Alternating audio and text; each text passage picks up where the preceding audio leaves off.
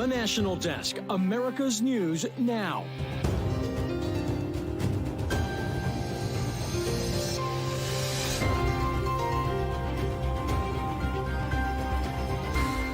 The lockdown ends, but fears and concerns grow as the search for a killer approaches its third day. A tremendous amount of law enforcement manpower, time, and effort is being utilized around the clock, literally around the clock, in every effort to apprehend the suspect as well as to safeguard this community. Israeli forces take another step towards a full ground invasion, the latest on the situation in Gaza that is becoming more dire by the minute. And the rise of fast fashion is coming at a high cost. Tonight, the questionable business practices putting one popular retailer in the spotlight. This is the National Desk, America's News Now. I'm Amira David. As we come on the air, a lockdown lifted for the communities around Lewiston, Maine. But fears and frustration, they remain as a manhunt for the suspect behind the shooting that killed 18 and injured 13 more approaches its third day. Tonight, scores of officers searching the river in Lisbon, Maine, looking for any evidence that may lead to the capture of Robert Card. This river close to where Card's vehicle was found yesterday, not long after authorities discovered a note left by the suspected shooter that suggested he didn't expect to be alive when the note was found. Investigators also recovering his cell phone. Earlier today, law enforcement said they were following hundreds of tips.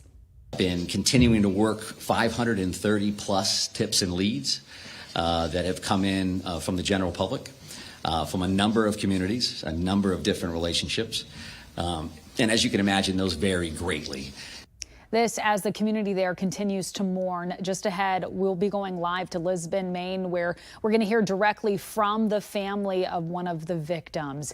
Meantime, right now, Israel expanding its ground operations, conducting a third night in a row of raids overnight. The IDF says this is still not part of a larger invasion, though they have said that is expected in the coming days. Defense forces there most recently releasing this video along with audio recordings as proof that Hamas's headquarters are located underneath the Al-Shifa hospital in Gaza, saying that thousands of patients, staff, and displaced Gazans using the hospital are in danger. Hamas denies the claims and says Israel is looking to justify using hospitals as a military target.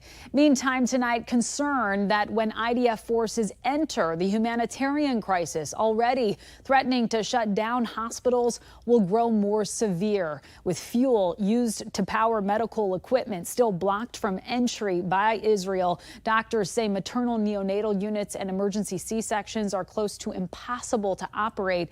Today, the UN announcing it had to limit its operations.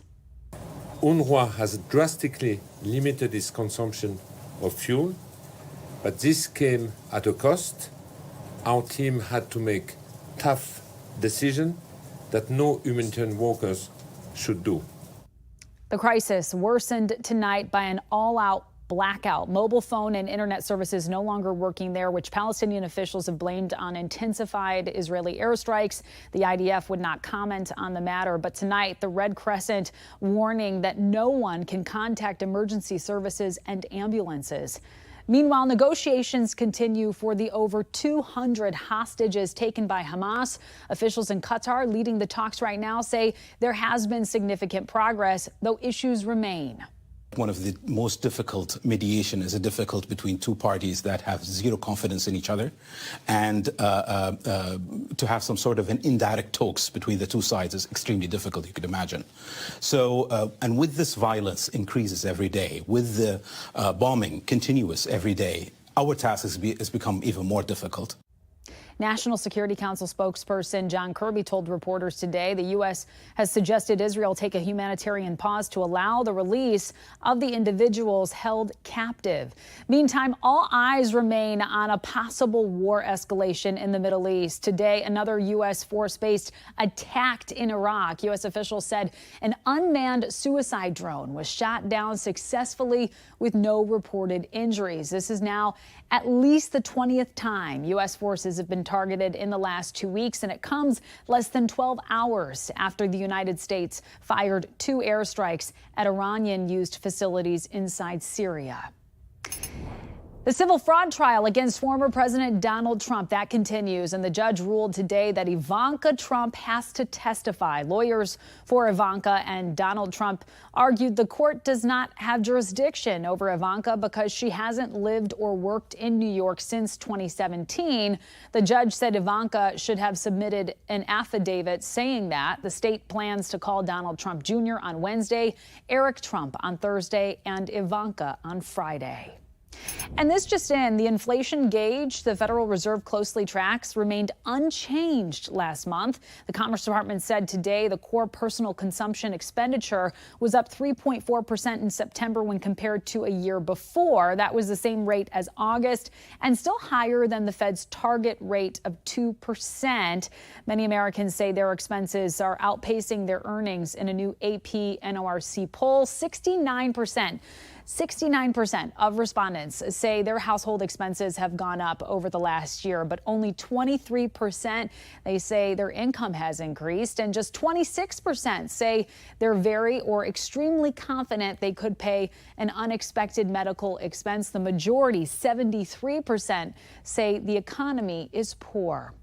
And tonight, China's top diplomat, Foreign Minister Wang Yi, is in the United States and met with President Biden and other officials today at the White House. Officials see the visit as a step toward a meeting between Biden and Chinese President Xi Jinping. But tensions are still high. On Tuesday, a Chinese fighter pilot almost crashed into an American B-52 bomber over the South China Sea. Indo-Pacific Command says it was the latest in a series of unsafe behaviors. Meanwhile, on the campaign trail, President Joe Biden has a new challenger. Democratic Congressman Dean Phillips officially launched his long-shot bid for president today in New Hampshire. President Joe Biden's age, a key driving factor in his campaign bid. Our Janae Bowens explains.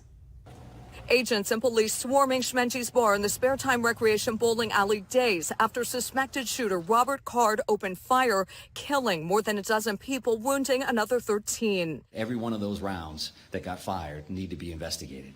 Investigators closing off roads and sifting through waterways with divers and sonar also going into the woods. This man's disrupted so many lives. He's disrupted this whole state. Lewiston and nearby communities still under a shelter-in-place, businesses shuttered, but messages of love and support open and up for all to see. I loved my son to death.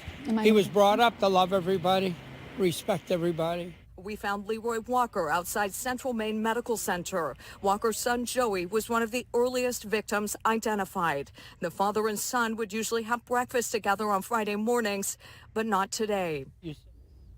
All right, we're going to go to Janae Bowens now on the Democratic challenger, the new Democratic challenger to President Biden. Janae.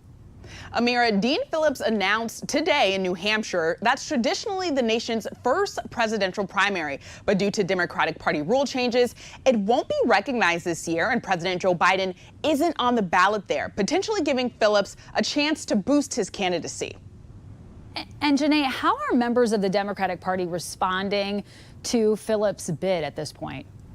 Not very well. So Biden allies are calling Phillips' run a distraction that will highlight Biden's weak points. Now, Phillips recently left his House Democratic leadership position because of scrutiny over his calls for a Biden alternative.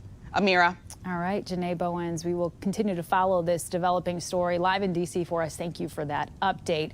And up next, as crews continue their urgent search for the Maine shooting suspect, we're going to take you live to that state with the latest developments.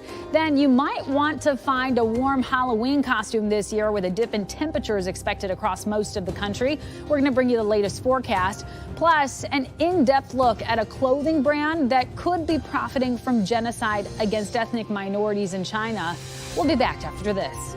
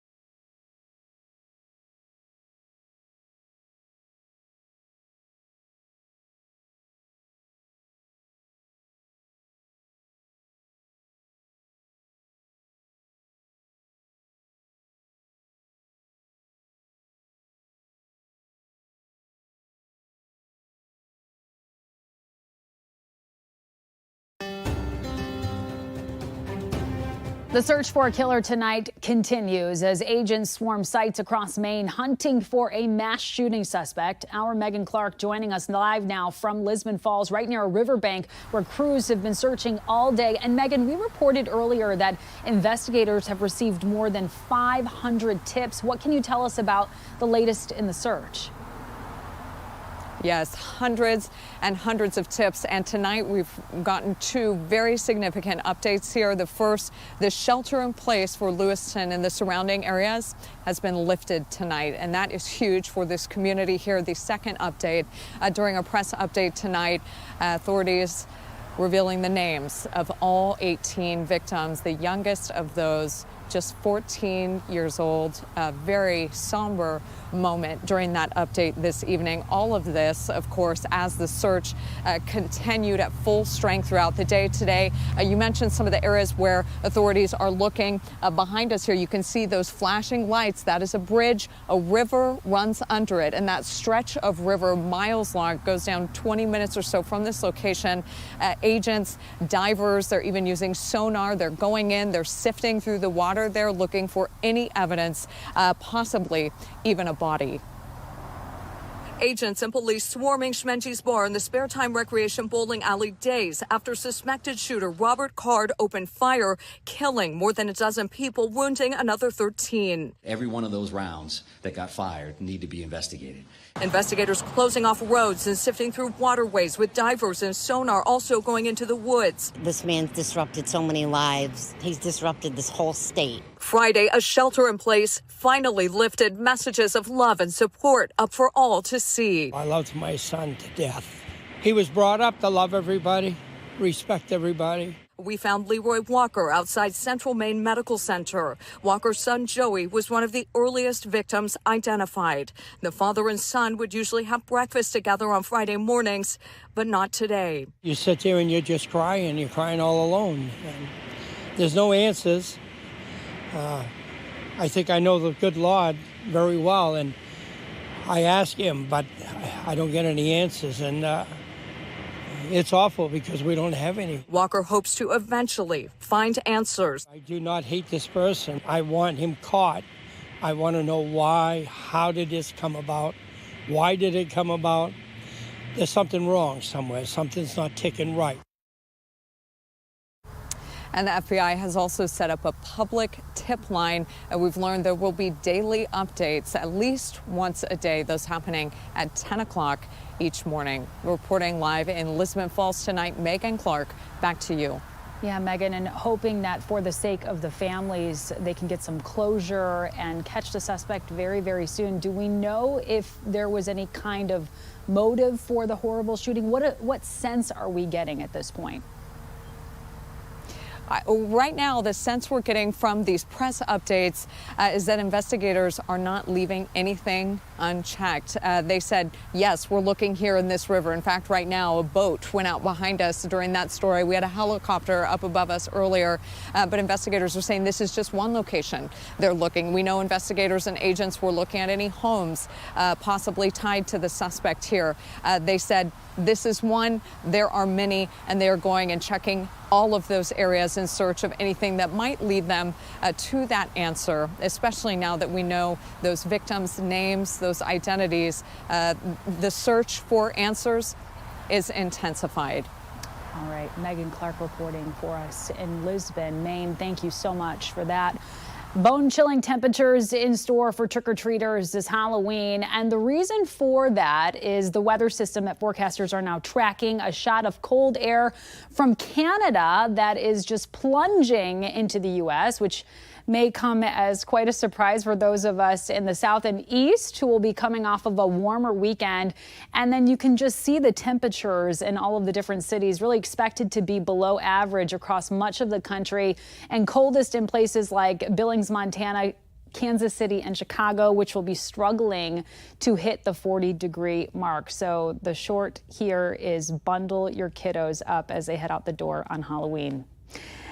Congressman George Santos, he is back in court today pleading not guilty to 10 new charges that he stole the identities of donors to his campaign and fraudulently charged thousands of dollars to their credit cards. His trial has been set for September 9th of 2024, at which time he might not even be a congressman anymore. The House of Representatives expected to take up a resolution next week to expel Santos from Congress. It will take a 2/3 majority for that measure to pass. And the FDA is raising concerns about probiotics given to premature babies in hospitals. The agency recently sending a warning letter to companies for illegally selling probiotics to treat or prevent diseases in preterm infants. That group is at risk of serious illness from the probiotic bacteria or yeast. The companies agreed to stop selling the products in the U.S. Another attempt at scoring a deal. The Actors Union and Hollywood studios are meeting again today for the third time in 4 days, hoping to bring an end to a strike that has gone on for more than 100 days. The actors want pay increases, AI protections, and better benefits. Summer blockbusters could be delayed, and TV shows could be canceled next year if the two sides don't reach a deal very soon. If you've always wanted to tour the White House, well, now you can without ever setting foot inside the building. A new virtual tour launched today, just in time for National Civics Day. You'll be able to see all the rooms visitors would normally get to see during an in-person public tour. And you can check it out on the White House website, Google Maps, or the Google Arts and Culture page. Very exciting. We have reporters all across the country in your neighborhoods covering the issues that matter most to you. We are taking the pulse of America. Maurice Huffman invented the storm bag over a decade ago and operates SwissLink with his son Miles from this warehouse in Chico. The storm bag garnered national attention after going viral in this TikTok, where they have now amassed over 2 million views and appeared on ABC's newest season of Shark Tank, where they won 2 of the sharks over. It is a sandless sandbag. So basically a flat bag. You can have 25 or 50 in a small box. But lo and behold, you add water, it swells up to a 30-pound bag. Inside the bag, this jelly-like filling causes the bag to inflate and function just as well as a traditional sandbag. The bag is eco-friendly, biodegradable, and there's a multitude of ways to use it. Hank Rahim sees the potential. It's going to be all carpet up here. He says this property along South Payson Street is one of several Dolby Group has purchased. Past 2-3 years, we've been buying properties in the city and the county. But this real estate investor describes a slew of roadblocks to making rundown properties livable again. Every time we go in, we're trying to make the house look beautiful, and we're trying to do the rehabs. You know, again, somebody would come in, vandalize it, break it in. From vandals to squatters to thieves. This is just one of several spots where you can see damage on the soccer field after someone came by and destroyed the grass here. The youth soccer organization, Valor Soccer, described the vandalism at North Green River Park on a fundraiser accessed through their website, saying it happened on October 18th in the morning and that the vandal drove onto the fields with a vehicle, causing extensive damage to the grass and creating deep ruts across 12.5 acres of fields.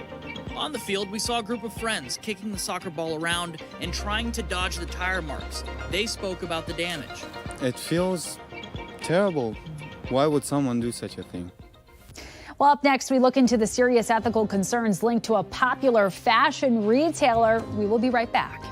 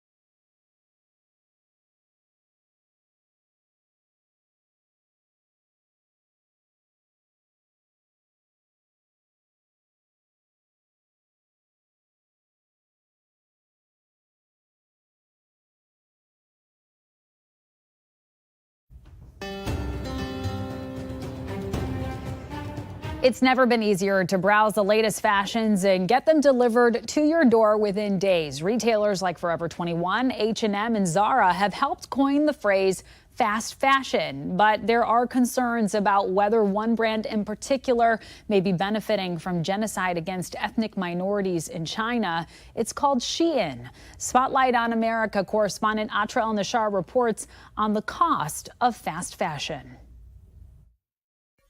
A brand new bridesmaid dress for $16. Jeans for less than $12.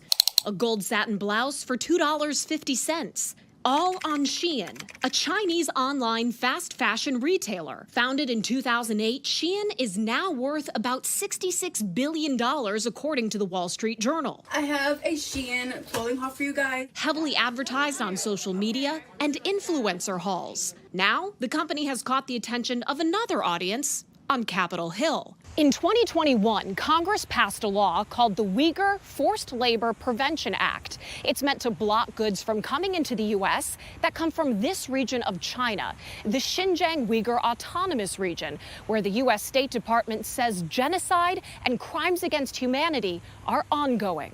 This United Nations report says evidence like testimonies of victims makes it reasonable to conclude forced labor of Uyghurs and other ethnic minorities has been occurring in Xinjiang, which China has long denied. 2 lab tests conducted for Bloomberg News last year confirmed garments shipped to the U.S. by Shein were made with cotton from Xinjiang. Shein told us they could not speak to those results, but said they comply with trade laws and, quote, "We have zero tolerance for forced labor and no contract manufacturers in the Xinjiang region. We have implemented a robust system to support UFLPA compliance, which includes a code of conduct, independent audits, robust tracing technology, and third-party testing." Chapin Fei, executive director of the group shut down Shein, calls their statements window dressing. They are making very little effort to address any of the current concerns that we and now the federal government have been raising. Uyghur genocide is a horror Rushian Abbas confronts each day. My people are being used as slaves. Chinese government is making this genocide a profitable venture for the CCP, for the Chinese government. How would products allegedly made with fabric from Xinjiang make it into the U.S. despite the 2021 law meant to prevent this? The U.S.-China Economic and Security Review Commission and the House Select Committee on the CCP say Shein and its competitor Temu, founded just last year, exploit trade de minimis import exemptions, a trade loophole that means shipments worth less than $800 are not subject to import tax or inspection if they're for an individual. Under Shein's terms and conditions, customers authorize Shein to import the products under their name. And federal legislation to protect America from importing goods made with slave labor put the legal responsibility to prove that you are not importing goods with slave labor, made with slave labor, on the importer of record, which Shein claims it is not. It claims that the U.S. consumer is. Republican Congressman Mike Gallagher and Democratic Congressman Raja Krishnamurthy, who lead the House Select Committee on the CCP, say the true scale of both Shein and Temu's use of the de minimis provision raise serious concerns about the continued presence of products made with forced labor contaminating American imports. The committee is still investigating, and throughout Congress, calls to close that loophole are getting louder. Shein says de minimis needs to be reformed, but there's been little to no progress in Washington. In Washington, I'm Atra El-Nashar reporting for Spotlight on America. Very interesting, Atra. Thank you. And coming up, leaves are changing around the country. Summer heat is over, and another autumn tradition is upon us. It's time for the Fall Classic. More on that in 90 seconds.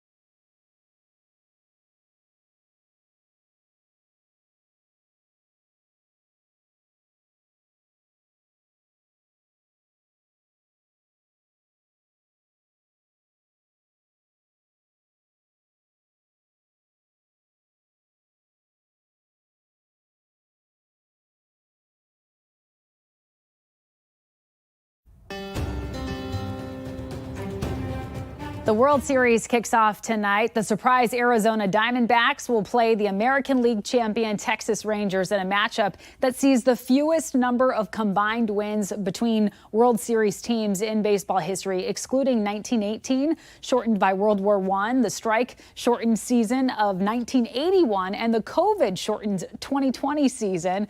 Opening pitch. This is shortly after the pregame ceremonies at 8 p.m. Eastern time. And this will come as a surprise to exactly no one, especially not to Swifties. Taylor Swift has officially entered her billionaire era. According to an analysis by Bloomberg News, Swift's record-breaking Eras tour catapulted her net worth to $1.1 billion. Bloomberg reporting that her brand has the world's most devoted customer base. And to top it all off, her latest album that just dropped today. Needless to say, a great weekend for T Swift. That does it for this edition of the National Desk. Thank you so much for joining us. Have a wonderful night and a wonderful weekend.